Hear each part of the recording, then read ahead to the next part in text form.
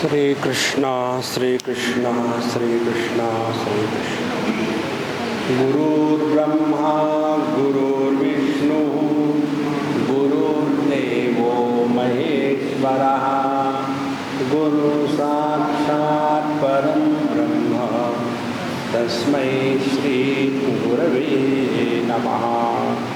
तस्मै श्री गुरवे नमः।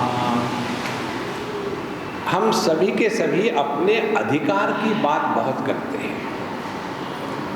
ये हमारा अधिकार है, अधिकार है, अधिकार है। जैसे एक सिक्के के दो साइड होना आवश्यक है, उसी प्रकार अधिकार के साथ कर्तव्य होते ही है। लेकिन हम बात करते अधिकार की, और इसी के कारण कोई भी अपने कर्तव्य की तरफ ध्यान नहीं देता। हमारी भगवद गीता कहती है, कर्मण्येवाधिकारस्ते मा फलेषु कदाचन मा कर्म फल हेतुर्भूः मा ते संगः अस्तु अकर्मणि। We have two options, either work with duty orientation or work with right orientation। हम अपने अधिकारों को प्राप्त करने के लिए जिए या अपने कर्तव्य को पूरा करने के लिए जिए, दो में से एक हो सकता है। जब हम अपने अधिकारों को प्राप्त करने के लिए जिएंगे तो झगड़े के सिवा कुछ नहीं होगा। देखो, और जब हम अपने कर्तव्य को पूरा करेंगे तो अपने कर्तव्य को पूरा करने में अन्य के अधिकार अपने आप इंक्लूड हो जाते हैं। एक ऐसा उदाहरण ले लो, पति और पत्नी, ये सबसे बड़ी ज्वलंत समस्या है। पति पत्नी का चक्कर कैसा है, वो हो तो परेशानी, ना हो तो मुश्किल। तो ये पति पत्नी के झगड़े का कारण क्या है? यही एक ही कारण है कि हर एक व्यक्ति, पति हो या पत्नी हो, अपने अधिकार की बात करते हैं, अपने कर्तव्य की बात नहीं करेंगे। जैसे पत्नी जब अपना कर्तव्य पूरा करेगी तो पति के अधिकार उसमें इंक्लूड हो गए, और पति यदि अपना कर्तव्य पूरा करेगा तो पत्नी के अधिकार उसमें आ गए। कितनी सरल बात है। अच्छा स्वामी जी, आपको लगता सरल है, मेरे जैसा पति मिलेगा तब समझेगा। अच्छा बाबा, उसको छोड़ो। दूसरा उदाहरण, हम लोग बैठे हैं, हम हैं वक्ता। हमारे बिहार में व शब्द का प्रोनाउंसिएशन व नहीं होता, ब होता है। इसीलिए there are no Biharis who are worried, they are buried, because they pronounce वो as ब। तो हम कौन है? हम वक्ता है। वक्ता थोड़ी है, जो वक्ता है वो वक्ता है। तो हम हैं वक्ता और आप हैं श्रोता। अब हम दोनों के एक दूसरे पर अधिकार है और कर्तव्य है। आपका श्रोता का मुझ वक्ता पर क्या अधिकार है? ये अधिकार है कि आप इतना अपना समय निकाल करके दिल्ली में धक्के खा खा करके यहाँ पहुँच जाते हो, तो आपको विषय इस प्रकार से बतावे कि सहज और सरल हो जाए और कठिन ना होवे। ये आपका अधिकार है हम पर। और फिर हमारा आप पर क्या अधिकार है? हमारा आप पर यह अधिकार है कि यहाँ आने के बाद सोए नहीं, यहाँ आने के बाद इधर उधर ना देखे, यहाँ आने के बाद एकाग्रता से सुने। ये हमारा अधिकार है। अब देखो, हम अपने अधिकार की बात करेंगे, जरा ठीक से बैठो, ये मत करो, वो मत करो, तो कभी संभव है? ये कभी संभव नहीं। यदि आप चिल्लाते रहो, स्वामी जी आप जोक बहुत ज़्यादा सुना रहे हैं, भगवद गीता सुनाते ही नहीं, तो आप मुझ पर चिल्लाओ, मैं आप पर चिल्लाऊंगा, दोनों चिल्लाते ही रहेंगे। ऑन द कॉन्ट्ररी, यदि मैं अपना कर्तव्य ठीक से पूरा करूं और आप अपना कर्तव्य ठीक से पूरा करें तो हम दोनों का साथ में रहना स्वाभाविक, सरल और खुशी के साथ होगा। See friends, duty oriented lifestyle is the foundation of Bhagavad Gita. हम हर एक अपने अधिकार की तो बात करते हैं।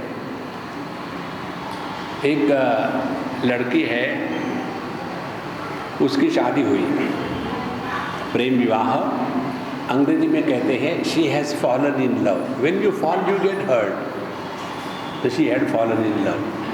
शादी हो गई, अब चले गए दूसरे देश में और मुझे ज़बरदस्ती अपने घर बुलाया, स्वामी जी हमारे यहाँ जरूर आइए आइए आइए। हम गए और उसके घर जाने के बाद रामकृष्ण कहो इतना गंदा घर था, बर्तन साफ नहीं, चारों तरफ कचरा पड़ा हुआ है।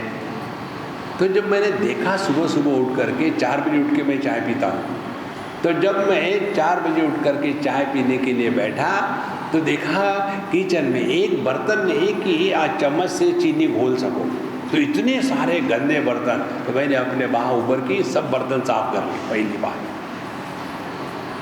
और फिर उसको मैंने कहा कि क्या Swami ji why should I work, मैं क्यों काम करूं, वो भी तो काम करता, मैं भी काम करती हूँ। वो तो आके टीवी देखेगा और मैं सब्जी बनाऊंगी, मैं नहीं करूँगी। देखो महाराज, ऐसी जब बुद्धि होती है ना तो व्यक्ति अपने अधिकार की बात करता है, अपने कर्तव्य को भूल जाता है। इसीलिए भगवद गीता बताती है हमारा अधिकार अपने कर्तव्य को पूरा करने में है। कर्मण्येवाधिकारस्ते, ये हमारा अधिकार है कि हम अपने कर्तव्य को ठीक से निभाएंगे। अब आगे जब हम अपने कर्तव्य को करना चाहेंगे तो अपना कर्तव्य अपने हाथ में है और अपने हाथ में है, फिर हम अन्य को दोष नहीं देंगे।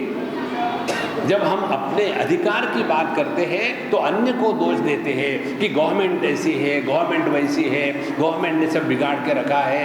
क्या गवर्नमेंट ने ये कहा है कि 2 बजे तक जगते रहो और फालतू के सिनेमा देखते रहो और सुबह में लेट उठो? गवर्नमेंट ने कहा है? क्या गवर्नमेंट ने कहा है कि भगवद गीता का अध्ययन ना करो, कहीं पाबंदी लगाई है? ये कहना बड़ा आसान होता है, गवर्नमेंट को बदनाम करो, पॉलिटिशियन को बदनाम करो, अपने आप में झांक के देखो महाराज। इसीलिए यहाँ भगवद गीता में बताते हैं कि हमारा जीवन अधिकार के सिद्धांत पर ना होवे बल्कि कर्तव्य के सिद्धांत पर। कर्मण्येवाधिकारस्ते मा फलेषु कदाचन। अब दूसरी महत्व की बात, जो भी हम करते हैं ना इसकी आवश्यकता किसी को नहीं है, ये ठीक से समझ लेना। जैसे हम यहाँ लेक्चर दे रहे हैं आपके सामने, आपको किसी के भी हमारे लेक्चर की आवश्यकता नहीं है, ये हमको स्पष्ट मालूम है। फिर हम क्यों आए यहाँ? अपनी आवश्यकता है। यदि हम लेक्चर नहीं देंगे तो बिरला मंदिर में हमको कौन रहने देगा, हमको कौन खाना देगा? तो ये तो हम पापी पेट के लिए कर रहे हैं।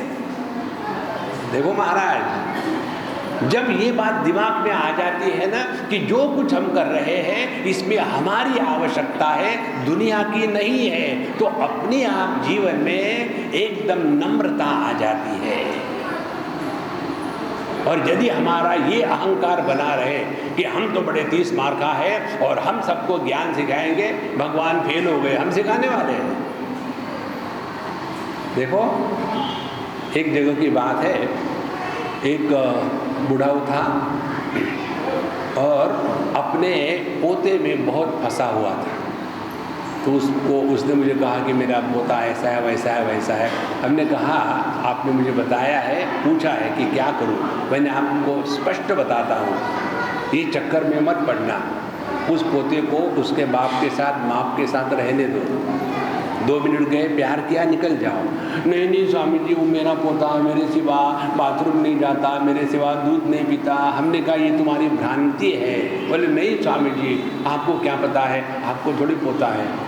हमने कहा हम खोता थोड़ी है पोता होने के लिए, ये जो खोता होते उनको पोता होता है। पंजाबी में खोता मालूम है नहीं किसको कहते? गधे को।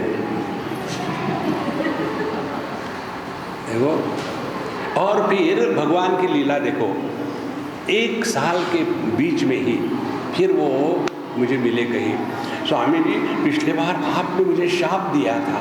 हमने कहा क्या शाप दिया मैंने? आपने जो कहा था वैसे ही हुआ। मेरे लड़के ने और मेरे बहू ने मुझे स्पष्ट शब्दों में कहा कि तुम घर से निकल जाओ पापा, वी डोंट वांट यू। देखो, ये समझो समझो, बच्चों के चक्कर में पड़ो मत ज्यादा। हमने अपना तो जीवन बर्बाद कर लिया है, अब उनको अपना जीवन बर्बाद करने दो। आप क्यों उनको कंट्रीब्यूट करते हो? देखो, और फिर हम कहते हैं कि देखो आजकल के जो बच्चे हैं हमारी बात मानते नहीं। क्या मानेंगे? है क्या हमारे पास? लंबा हुआ तो क्या हुआ, जैसे पेड़ खजूरा, छाया नहीं पथिक को फल लागे अति दूरा। हमारी उम्र बढ़ गई है तो इसमें क्या हमने कंट्रीब्यूशन किया है? पेड़ की भी तो उम्र बढ़ती है। इसीलिए अपने आप पर नियंत्रण रखें। जहां तक आवश्यक है वहीं तक रहे, आवश्यकता नहीं है विड्रॉ।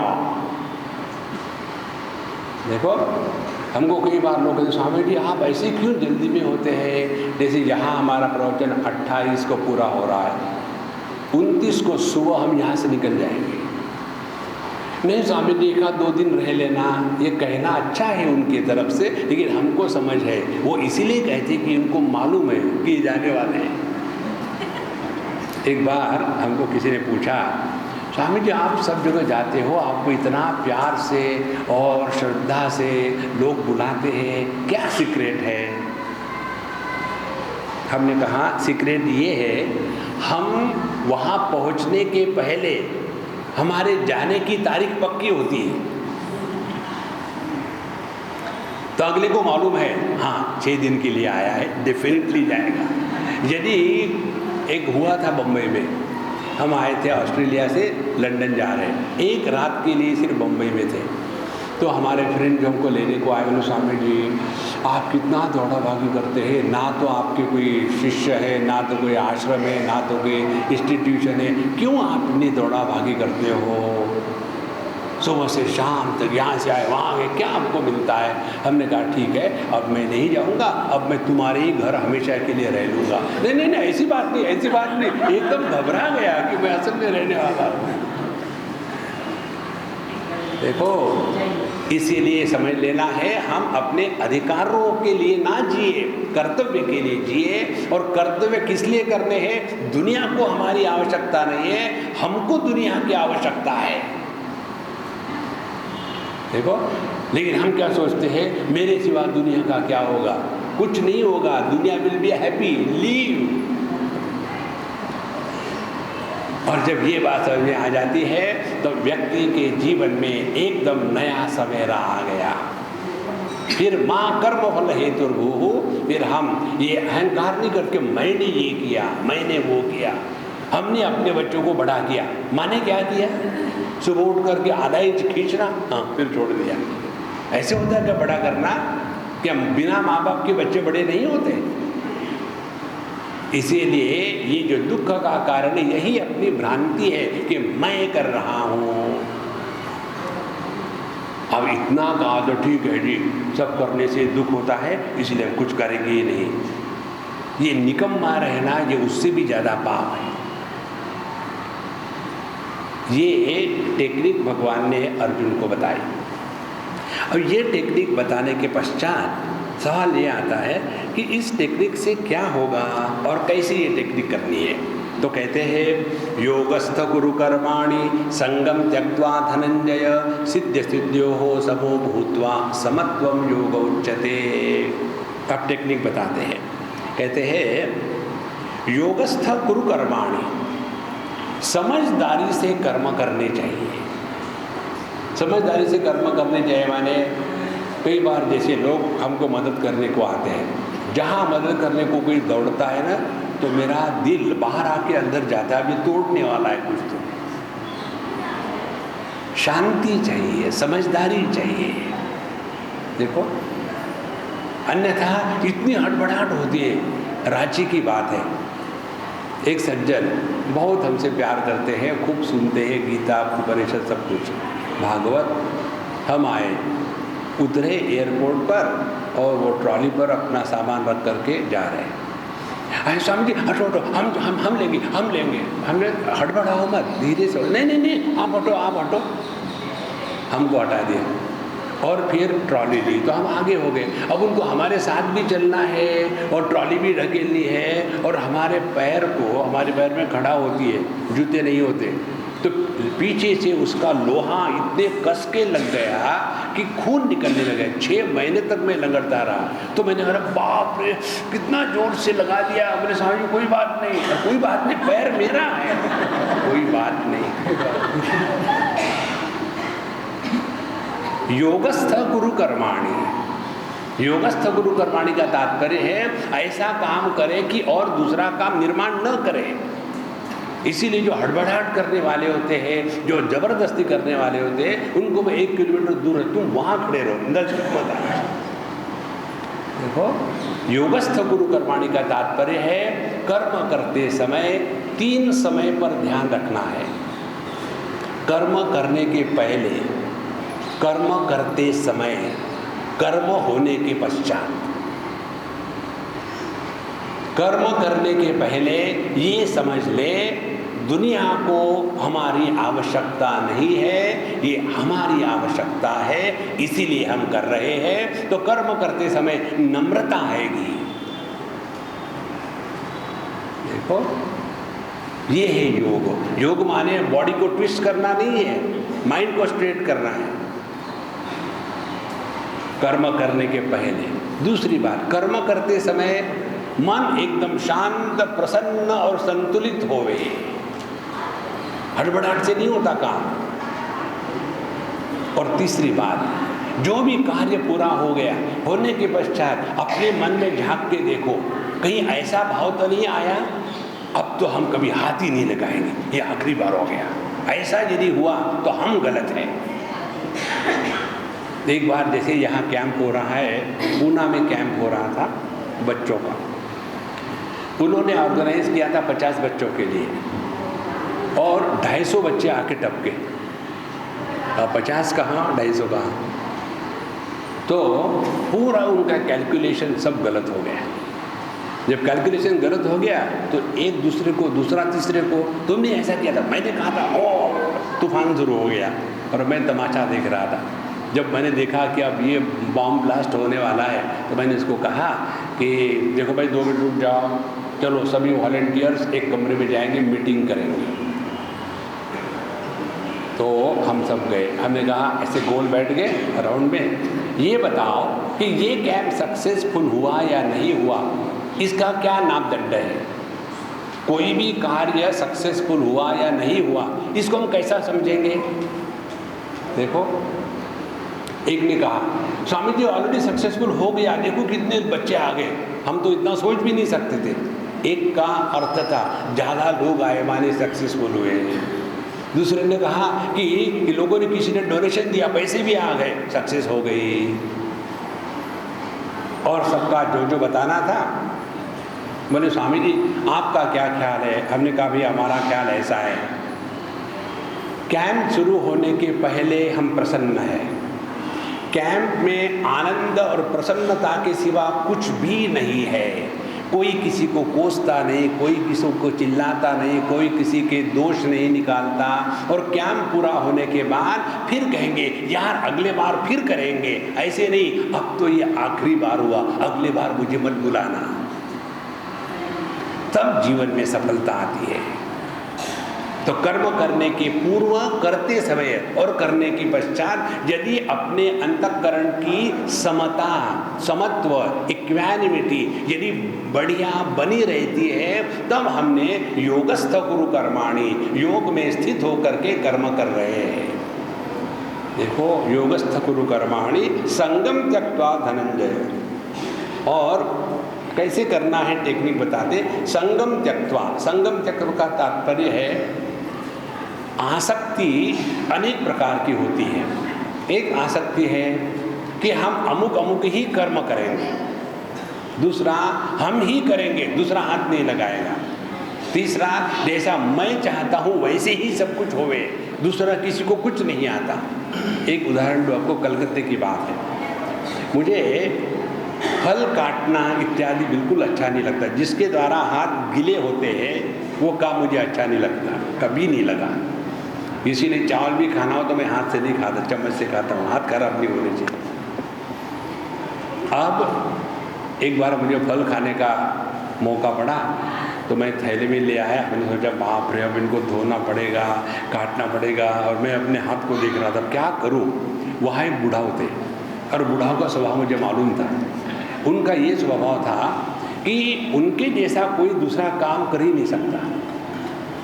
तो मैंने क्या किया, वो मार्केट से लाई हुआ थैला, उसमें फल लेकर के उनके सामने बैठा और उनको दिखा करके मिनल्ला कि मैं उनको मामा कहता था, मामा जी आपके लिए भी काटूं। मैंने हाथ लगाया, ऐसा गुस्सा आया उनको, डोंट टच दैट। ऐसा करते हैं क्या? मैं बेवकूफ़ बन गया। फिर वो गुस्से में उठ के गए बाथरूम में, सब धो धा डाला अच्छी तरह से, आए और एक एक काटने लगे। देखो ऐसा काटते हैं, वो काटते गए, मैं खाता गया। अपना काम हो गया। देखो, योगस्थ गुरु कर्माणि संगम त्यक्त्वा, किसी चीज में चिपको मत। संगम त्यक्त्वा, आगे कहते सिद्धि असिद्धियों हो समो भूत्वा।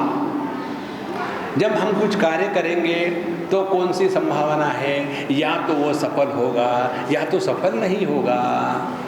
जीवन का सौंदर्य दोनों चीजों से होता है।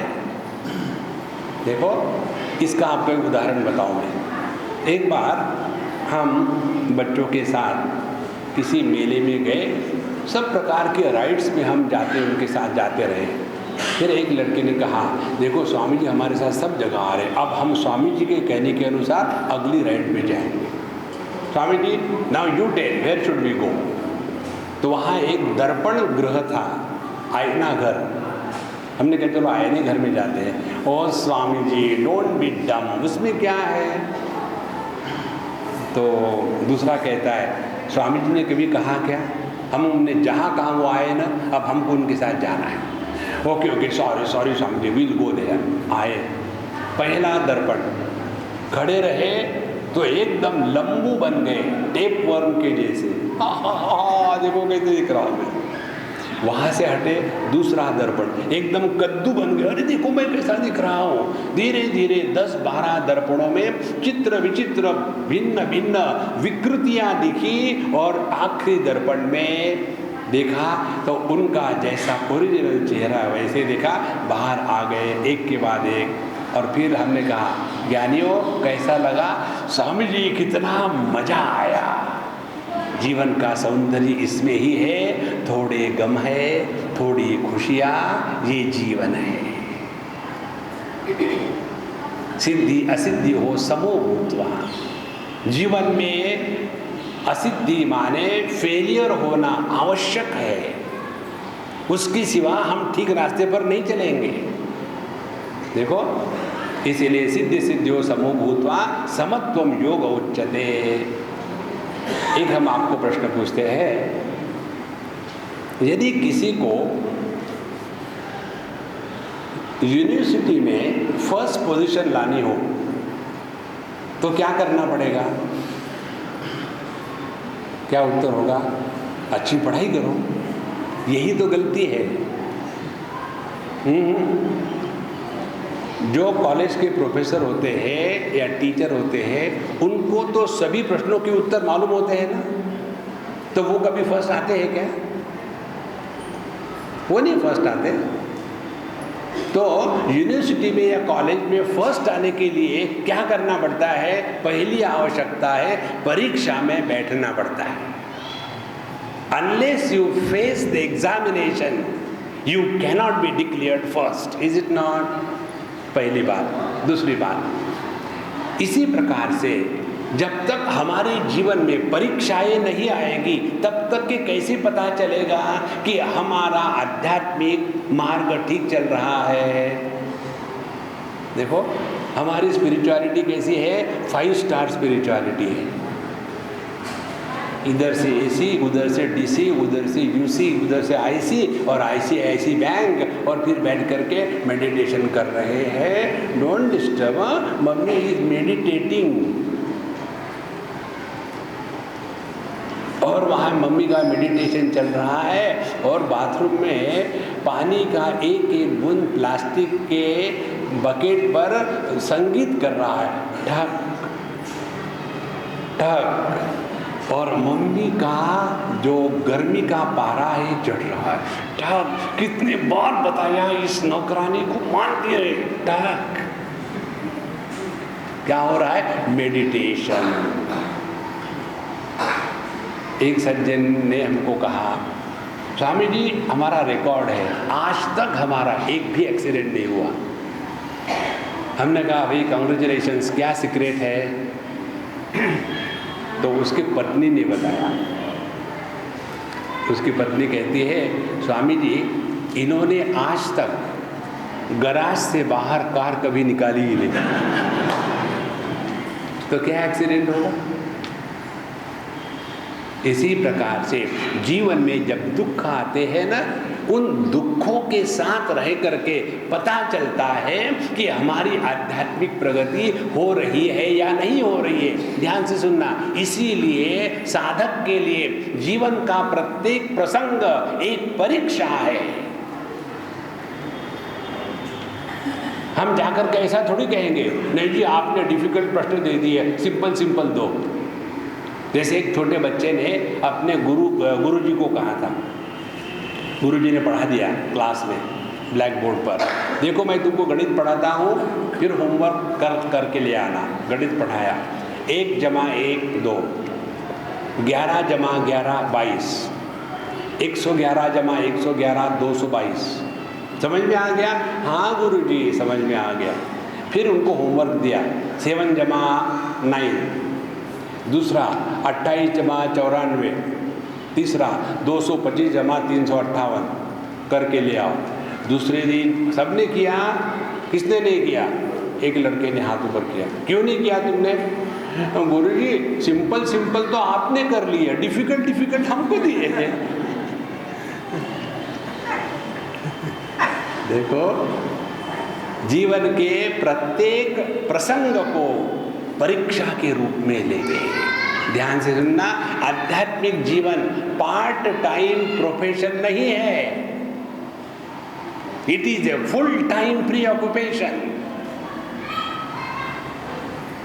ऐसे थोड़ी है कि सुबह में आधे घंटे बैठ लिए साइलेंटली सफरिंग, और जैसे मेडिटेशन खत्म हो गया फिर धूम धड़ाका शुरू। वो मेडिटेशन है, वो आध्यात्मिक जीवन है, वो कार्टून है। हमको 24/7 we have to be alert. देखो महाराज, इसीलिए अलर्टनेस कब आता है? जब मन का संतुलन नहीं टूटा तब हम अलर्ट हैं।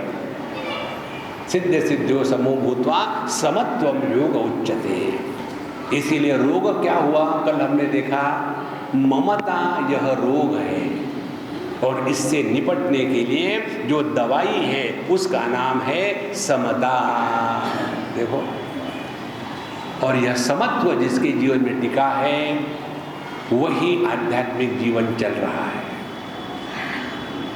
अन्यथा हम अपने आप को धोखा दे रहे हैं।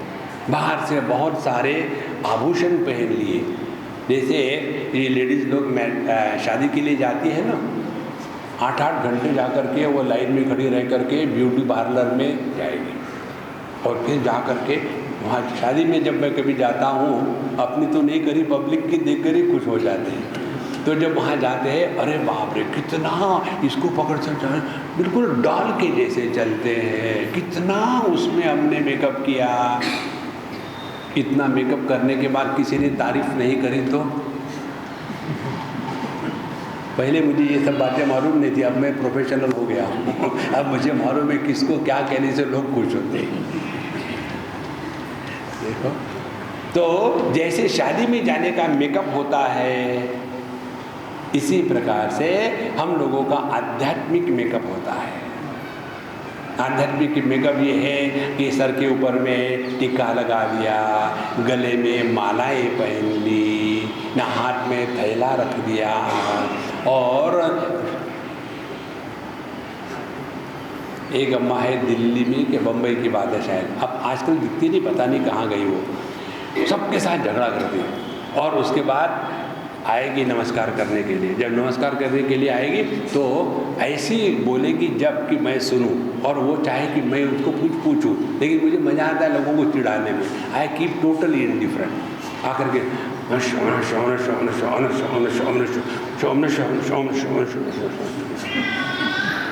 अब किसको तुम सिद्ध करना चाहती हो कि भगवान के भगत हो?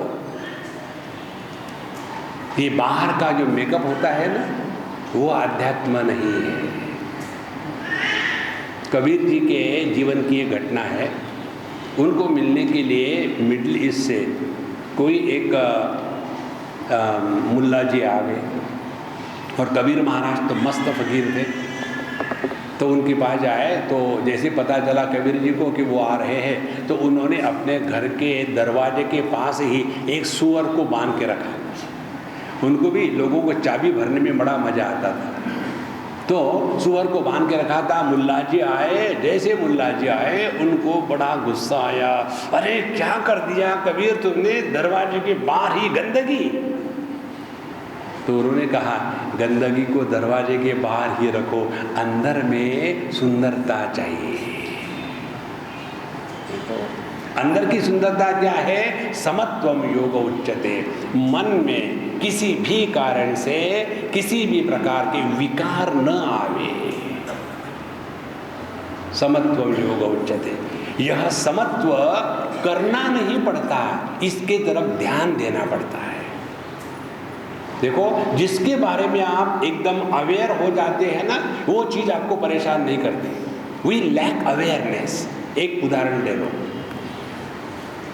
एक स्कूल है, क्लास है, और क्लास में बच्चे क्या करते हैं, टीचर आने के पहले पोल्ट्री फार्म जैसा होता है,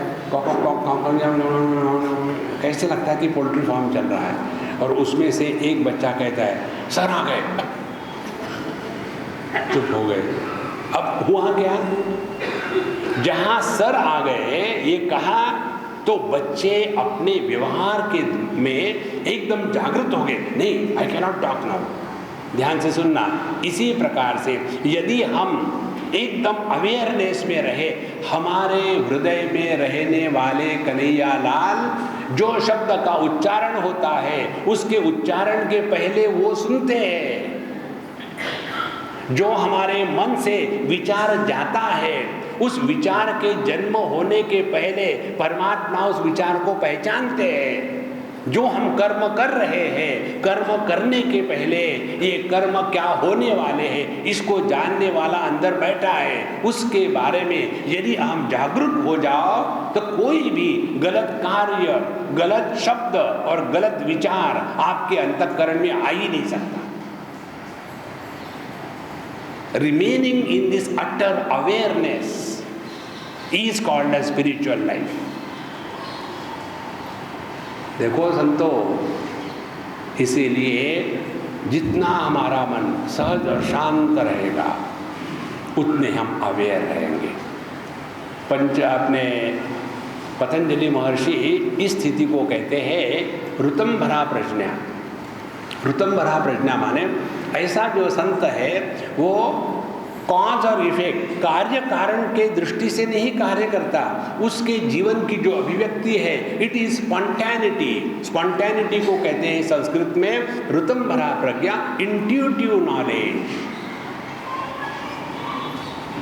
ऐसा है इसलिए ऐसा नहीं, ऐसा ही है, क्यों है क्या है कोई चक्कर ही नहीं है, क्योंकि वो मन के परे जाकर के रहते हैं।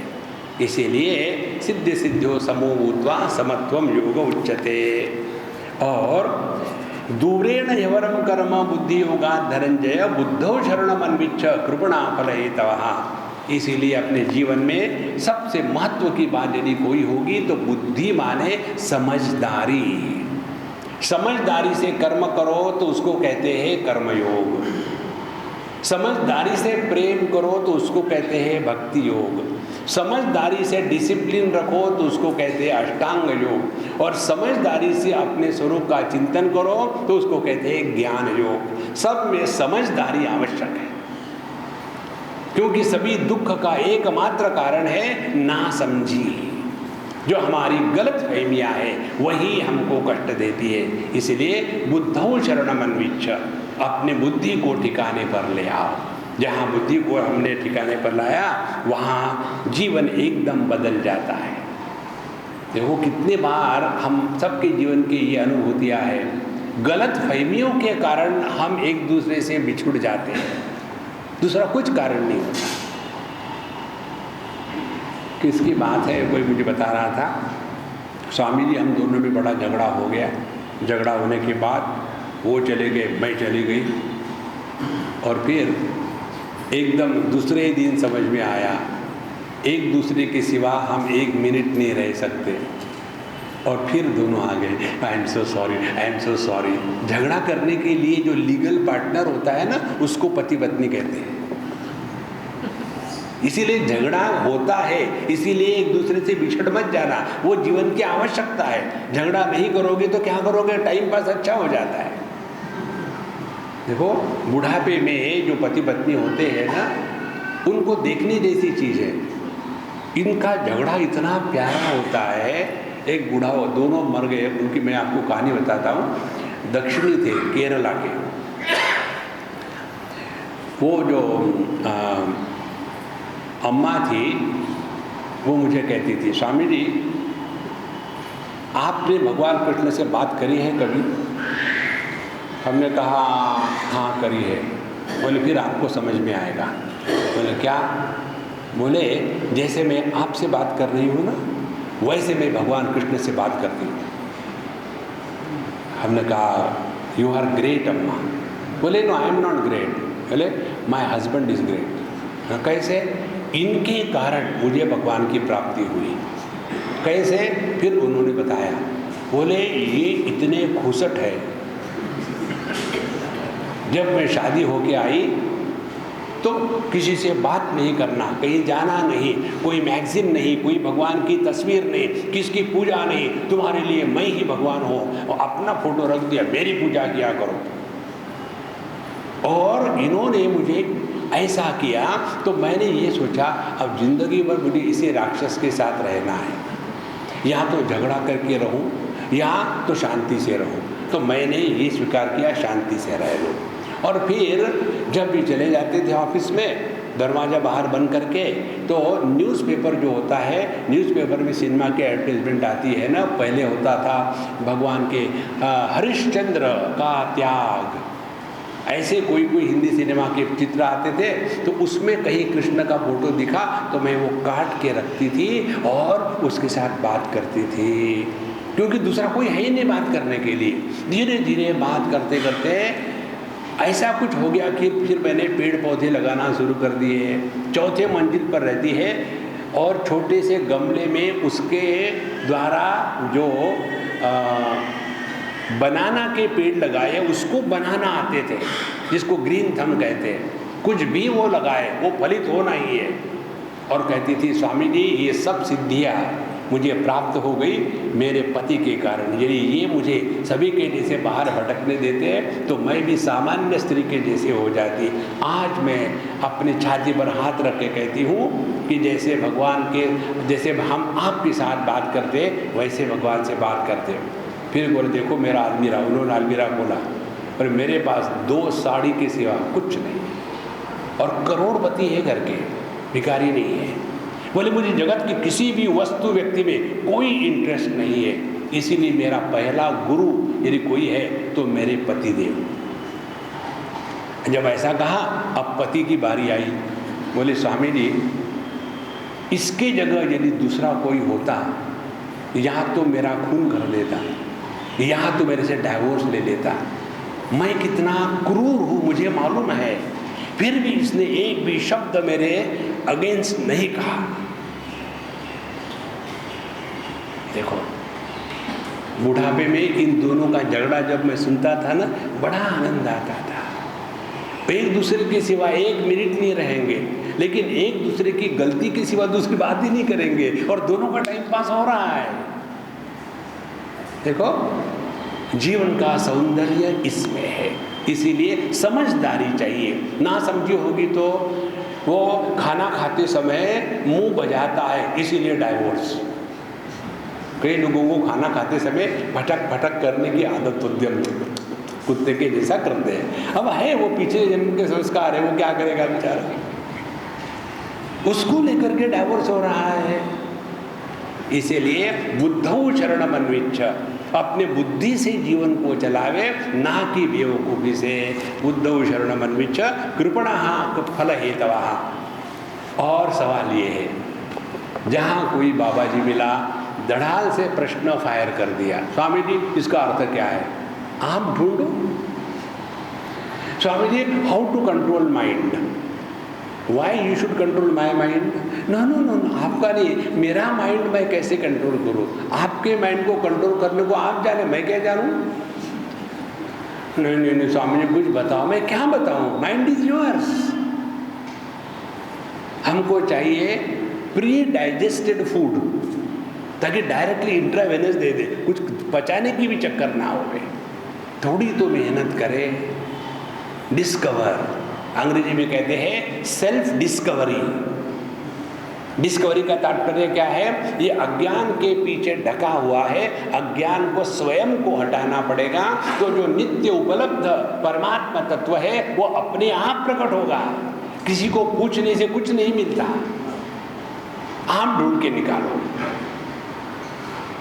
उसमें जो खुशी है वो आप कभी नहीं भूलोगे। एक दो उदाहरण देता हूं मैं आपको। पहले जब हमने गायत्री का जप करना शुरू कर दिया तो हमको बताया था कि 11 बार करो गायत्री, उतनी काफ़ी है। लेकिन हम रहे 30 मार का, हर एक साधक अपने को गुरु से ज़्यादा समझदार समझता है। तो हमने कहा स्वामी जी ने क्या समझ रखा है, मैं नहीं कर सकता, मैं 108 बार करूँगा। और हमको 11 बार कहा था, 11 बार काफ़ी है, नहीं हमें 108 बार करेंगे। और शुरू कर दिए ओम भूर्भुवः स्वः तत्सवितुर्वरेण्यं भर्गो देवस्य धीमहि धियो यो न प्रचोदयात्। ओम भूर्भुवः स्वः तत्सवितुर्वरेण्यं भर्गो देवस्य धीमहि धियो न प्रचोदयात्। ओम भूर्भुवः स्वः तत्सवितुर्वरेण्यं भर्गो देवस्य धीमहि धियो न प्रचोदयात्। आखिर में ओम भूर्भुवः। फिर विंडोज की जैसी अनेक खिड़कियां खुल जाती थी हमारे माइंड के मॉनिटर पर। एक जगह जब चल रहा है, दूसरी जगह खाने की बात हो रही, तीसरी जगह उसकी याद आई, चौथे जगह ये काम करना है, पांचवी जगह ये काम करना है। 5-6 खिड़कियां इकट्ठी खुल गई। जब 5-6 खिड़कियां इकट्ठी खुलती है तो एक भी काम नहीं करती, वो कंप्यूटर हैंग हो जाता है। उसी प्रकार से हम हैंग होने लग गए। साधना करना, जप करते समय उसमें रस की निष्पत्ति यदि नहीं होती ना, तो हमारा जप करना गलत हो रहा है। आपको किसी ने बताया जी रसगुल्ला है जी, बिल्कुल कलकत्ते का है, खाओ आप, और आपने खाया, कैसे लगा? हाँ ठीक ही है। और बाद में पूछा सच में ठीक लगा था क्या, रस कैसा लगा? रस तो था ही नहीं, सूखा सूखा था। ओ गॉड, फिर आपने रसगुल्ला नहीं खाया, वो प्लास्टिक का बॉल खाया होगा। अरे राम राम राम राम राम। इसी प्रकार से यदि भगवान का नाम लेने में यदि रस की निष्पत्ति नहीं होती है तो हम गलत मार्ग से जा रहे हैं। देखो भगवान के नाम में ऐसा रस है संतो, एक बार पूरे दिल से ले लो, श्री राम।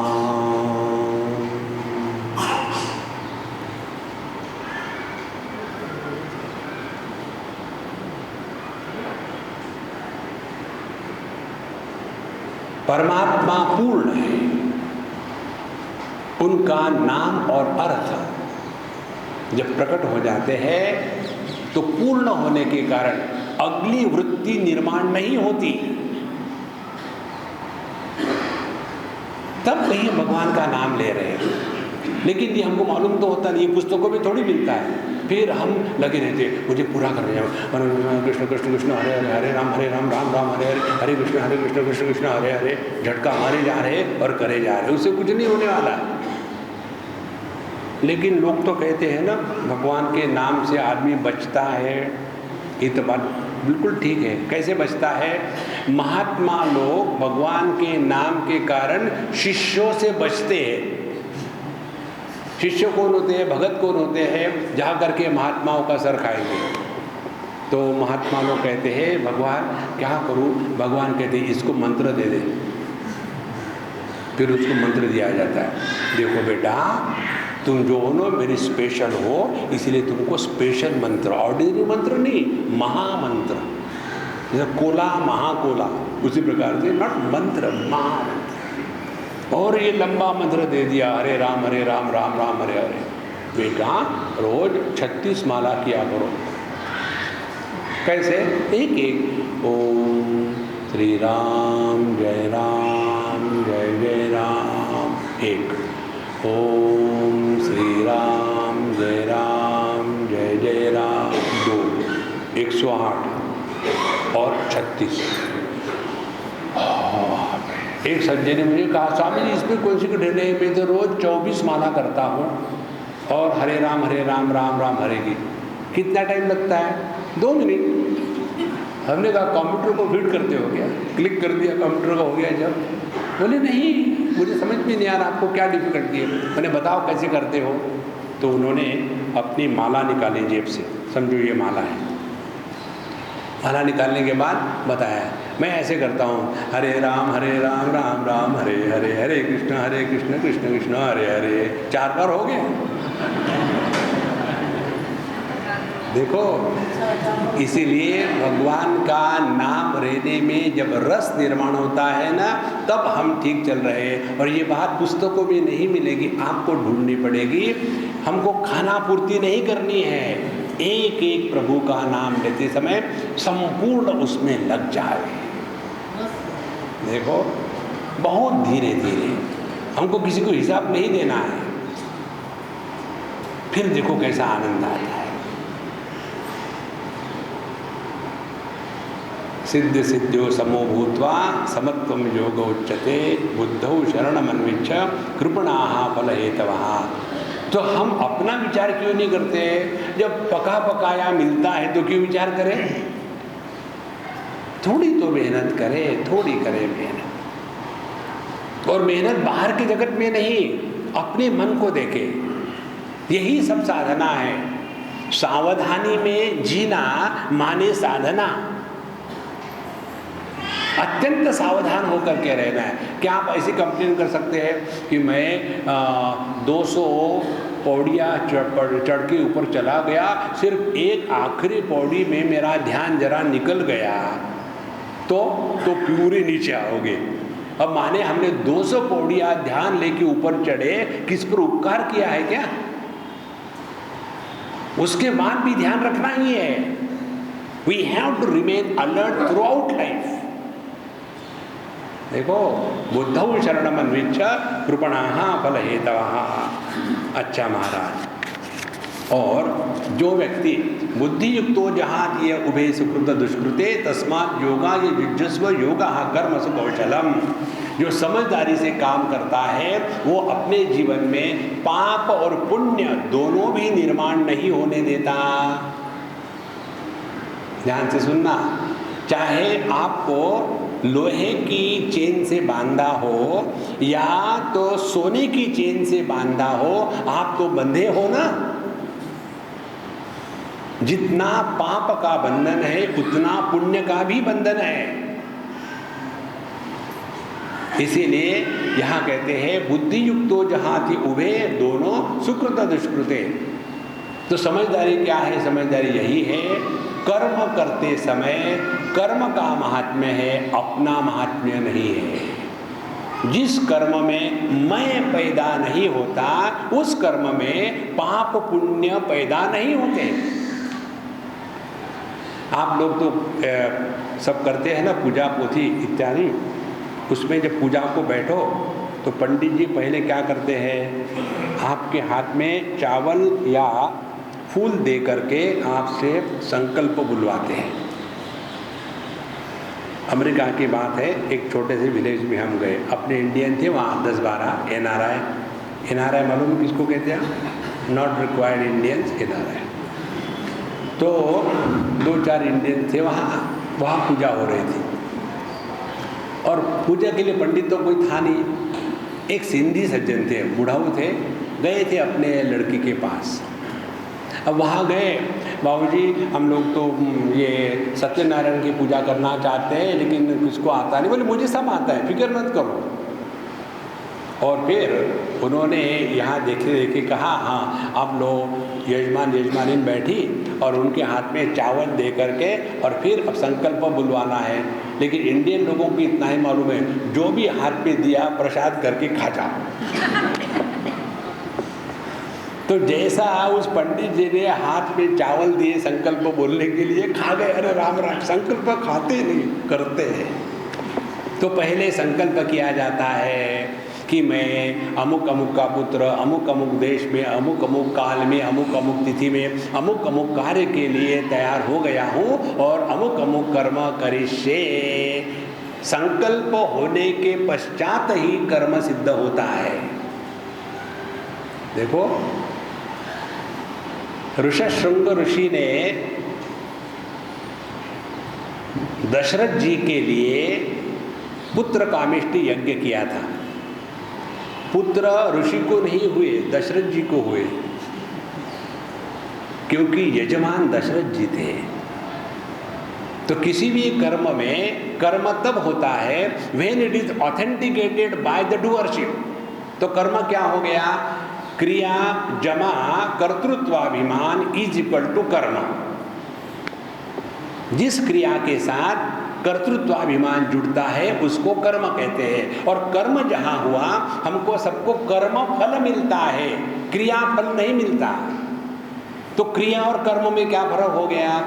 कर्म वो है कि जिसमें हम अपने अभिमान को लगाते हैं, मैं ये कर रहा हूं इत्यादि। देखो, इसलिए जिस कर्म में मैं नहीं जुड़ता उसके द्वारा पाप पुण्य की निर्मिति नहीं होती। उदाहरण ले लो,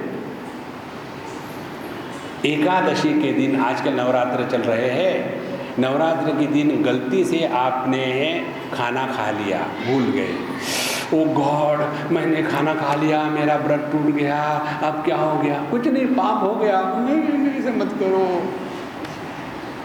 क्योंकि मैं खाने वाला पाप हो गया। तो फिर दुखी हो जाओ।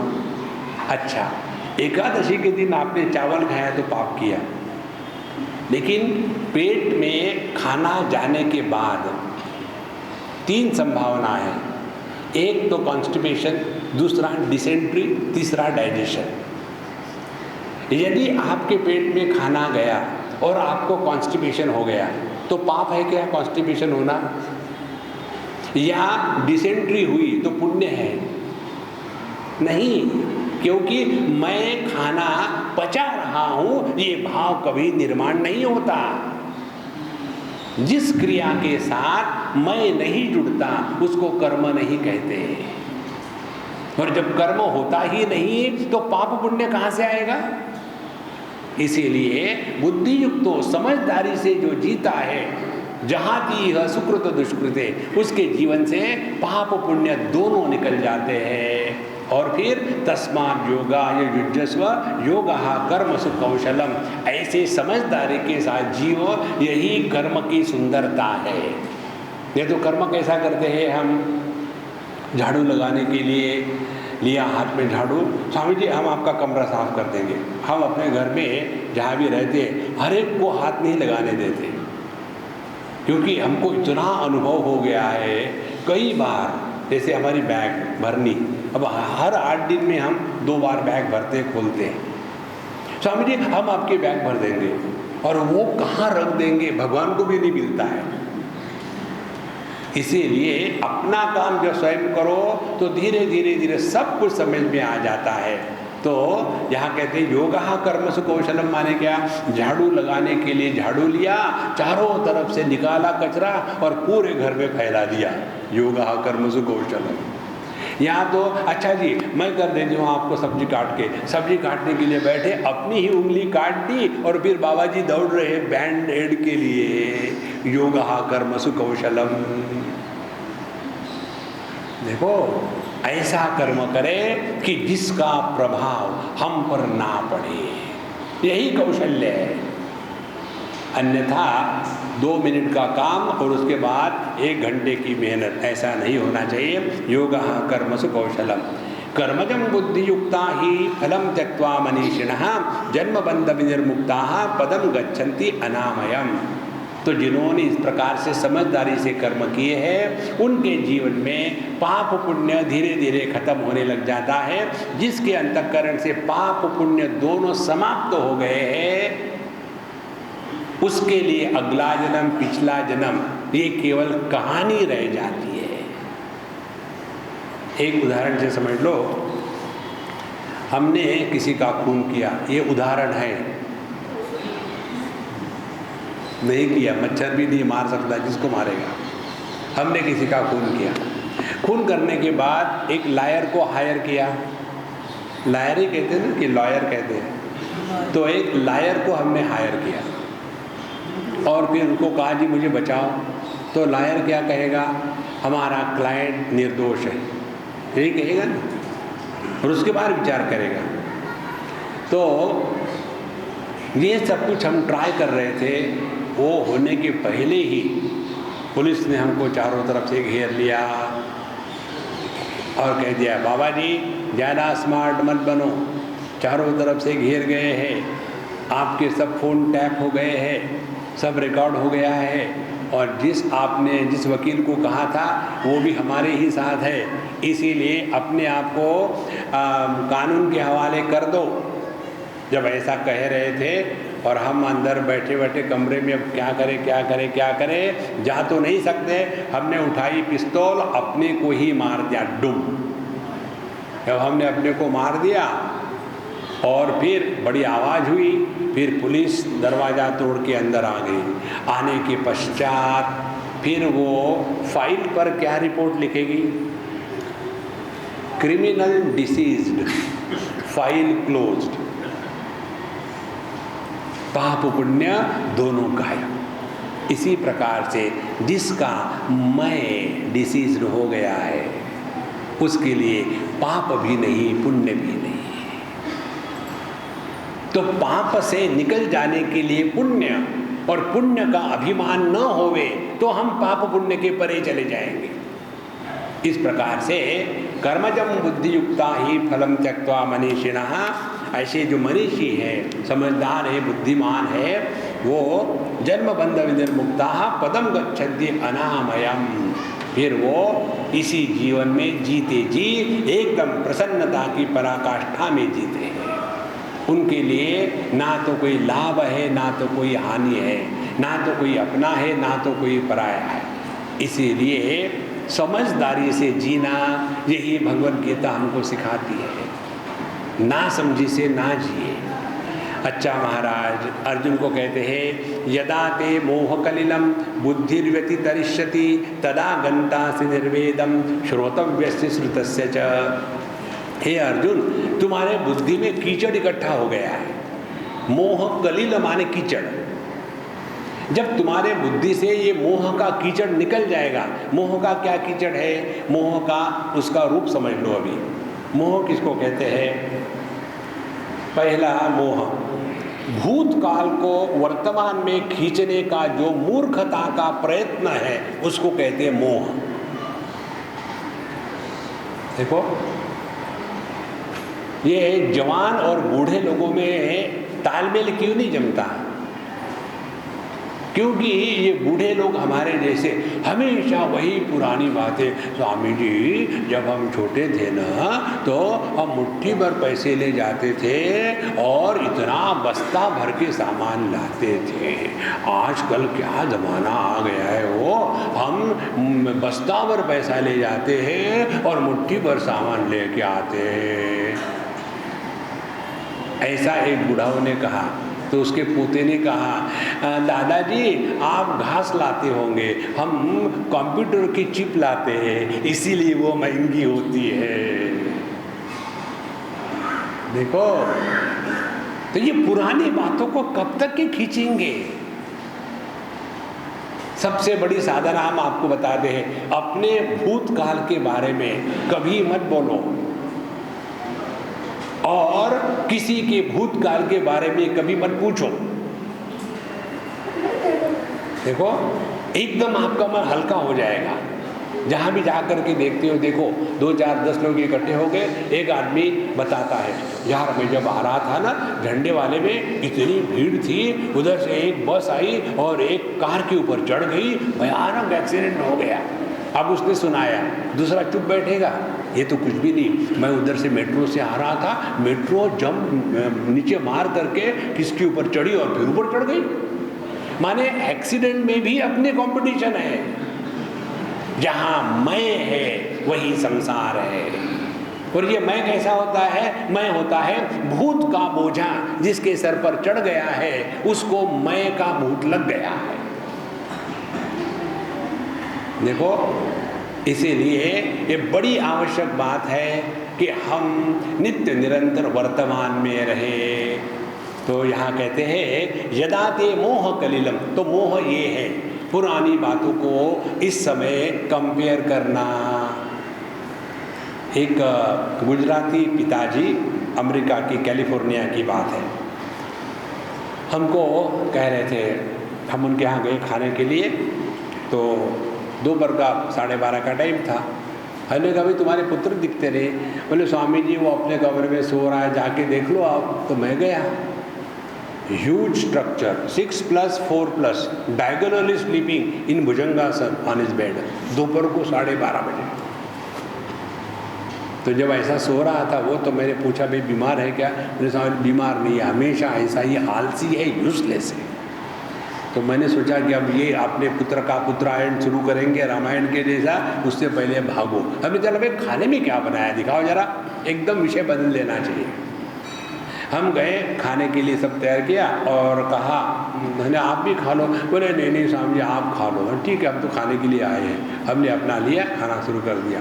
बोले स्वामी जी जब हम बम्बई में थे ना, तो हमारे कमरे में जब हमारे पिताजी आते थे तो हम उनके रिस्पेक्ट देने के कारण वहाँ से दूसरे कमरे में भाग जाते थे। पुरानी बात, जब हम जवान थे, जब हम छोटे थे।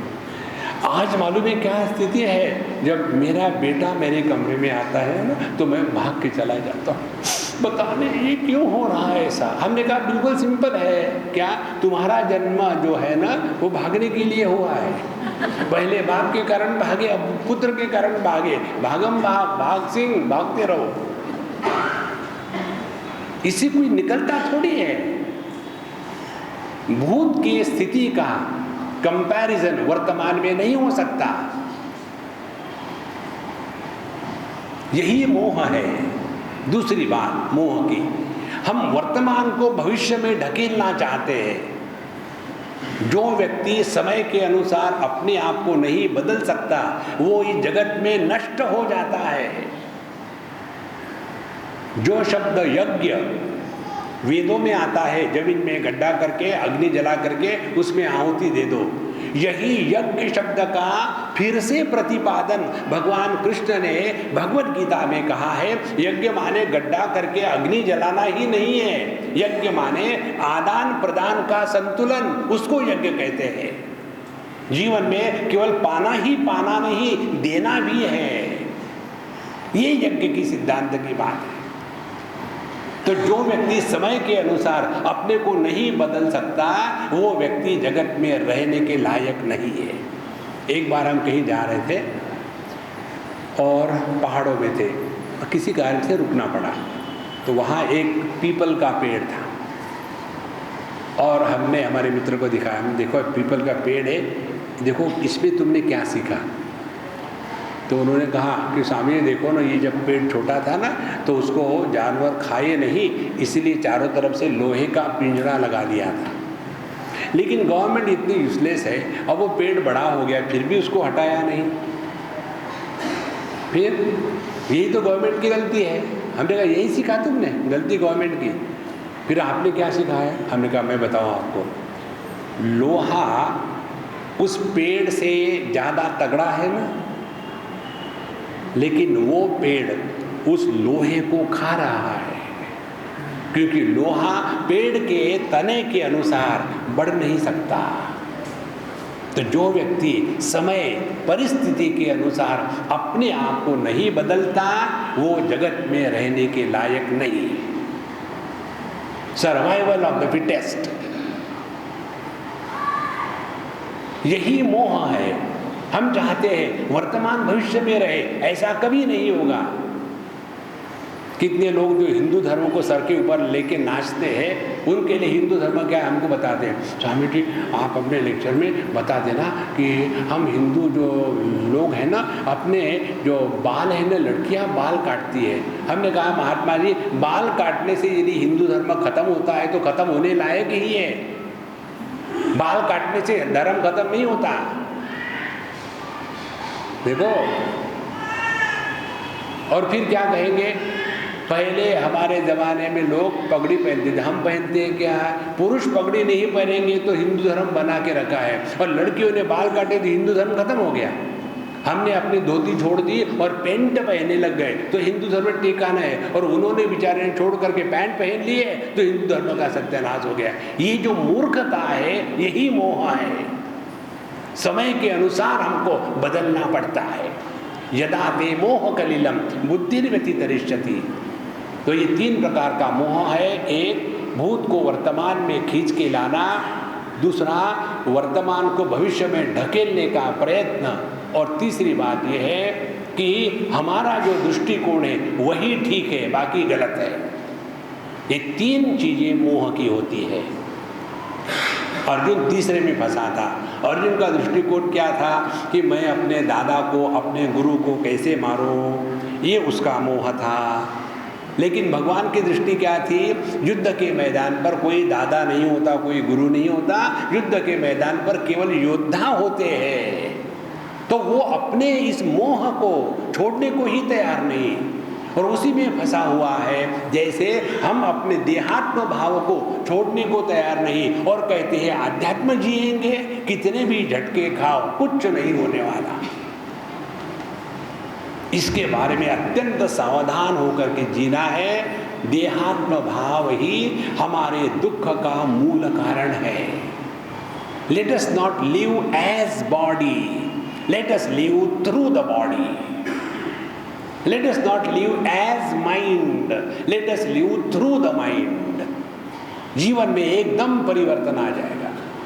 इसलिए यदा ते मोह कलिलम बुद्धिर्व्यति तरिष्यति तदा गंतासि निर्वेदम श्रोतव्यस्य श्रुतस्य च। फिर आपको किसी के भी पास जाकर के कुछ भी पूछने की आवश्यकता नहीं। अब देखो, जैसे हमको किसी ने पूछा था, स्वामी जी बहुत मन में विक्षेप आते, क्या करूं? हमने कहा चटनी बनाओ, नमक थोड़ा कम डालना। स्वामी जी आप हमेशा मजाक करते हो। अब देखो, सिंपल बात है, किसको विचार आ रहे हैं? मुझको। कौन है आप? स्वामी जी मैं अमुक अमुक कंपनी में नौकरी करता हूँ। तो नौकर हो ना, तो विचार नौकर को आ रहे हैं। अब देखो किसको इसको नौकर विचार आते हैं। तो जब हम पति बनते हैं तो पत्नी की विचार आएंगे, जब पत्नी बनते हैं तो पति की विचार आएंगे, जब हम बाप बनते हैं तो बच्चों के विचार आएंगे, जब बच्चे बनते हैं तो बाप के विचार आएंगे। माने जब जब हम कुछ बने हैं तभी विचार आ रहे हैं। तो साधना क्या करनी है? ट्राई मारो एक बार, कुछ समय के लिए ऐसा बैठे, now I am mister nobody. Give it A try, अभी करके देखो। बाप बनो या माँ बनो, देखो कौन से विचार आ रहे हैं। भाई बनो या बहन बनो, देखो क्या विचार आ रहे हैं। हिंदू बनो मुसलमान बनो, देखो क्या विचार आ रहे हैं। और अब कुछ मत बनो, रिमेन नोबडी। अब बताओ कौन से विचार आ रहे हैं? ये पुस्तक में नहीं मिलता संतो, ये ढूंढ के निकालना पड़ता है। जब जब हम दुखी हुए हैं, हम कुछ ना कुछ बने हैं। ये जो बनने का रोग है ना, इसी को भवसागर कहते हैं। मीराबाई कहती है, भवसागर अब सूख गया है, फिक्र नहीं मोहे तरन की, मोहे लागे लगन गुरु चरण की। गुरु महाराज यही तो बताते हैं कि तुम अपने आप को जो बना के रखे हो ना, ये बनावटी को हटाओ, जो असली है उसको रहने दो ना। अपने आप मन शांत रहने लगेगा। और ये जो हम बनते हैं, पति पत्नी भाई बहन हिंदू मुसलमान, ये कब बनते हैं? जब देहात्म भाव प्रारंभ हो गया, उसी के बाद हम सब कुछ होते हैं। एक उदाहरण दो आपको।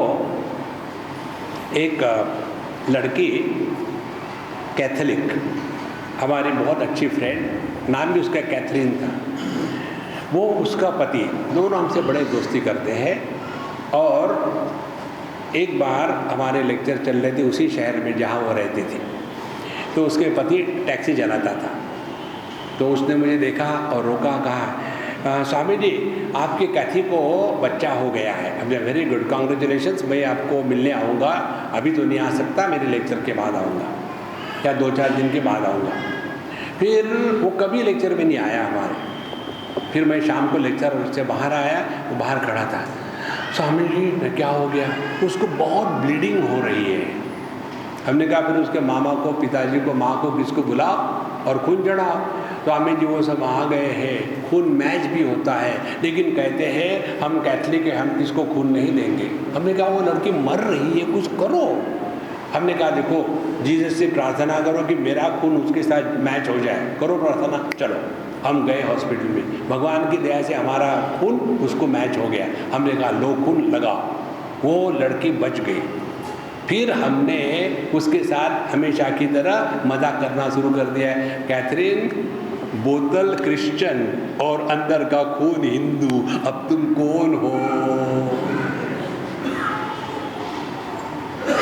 देखो महाराज, जब तक देहात्म भाव है ना, तभी तक हम हिंदू मुसलमान क्रिश्चियन सिख सब कुछ है। जहाँ हम देहात्म भाव से ऊपर उठ गए, सब अपने ही है या कोई भी अपना नहीं। देखो इस ज्ञान में निष्ठा प्राप्त करके रहना, यही भगवद गीता सिखाती है। और ये क्यों हो रहा है? मोह कलिलम, हमारे दिमाग में मोह का कीचड़ इकट्ठा हो गया है। इसलिए यदा ते मोह कलिलम बुद्धिर्व्यतितरिष्यति तदा गंता से निर्वेदम श्रोतव्य से श्रुतस्य च। फिर आपको कुछ भी जानना नहीं है, कुछ भी समझना नहीं है, सब कुछ अपने आप समझ में आ जाएगा। देखो ये विद्यार्थी लोग कॉलेज में जाकर के, मेडिकल कॉलेज में, वहाँ जाकर के एनाटॉमी सीखते हैं। तो एनाटॉमी उस मुर्दे की सीखते हैं क्या? वो मुर्दे पर सीखते हैं, लेकिन एनाटॉमी तो टोटल ह्यूमैनिटी की होती है ना। इसी प्रकार से सत्संग में हम आकर के 1-2 उदाहरण से बात समझते हैं, लेकिन वो हमको अपने जीवन में लगानी है। ऐसे थोड़ी है कि अभी किसी का ऑपरेशन हो रहा था और ये डॉक्टर निकला और कहता अरे मैं तो केवल मुर्दे की ही हड्डियाँ जानता हूँ, इसमें कहाँ हड्डी है मुझे क्या पता है। यदि तुमने मुर्दों की हड्डियों को ठीक से समझा है तो जिंदे की भी हड्डी पता चलेगी। यदि हमने सत्संग में कुछ सीखा है तो अपने जीवन में निश्चित उतरेगा।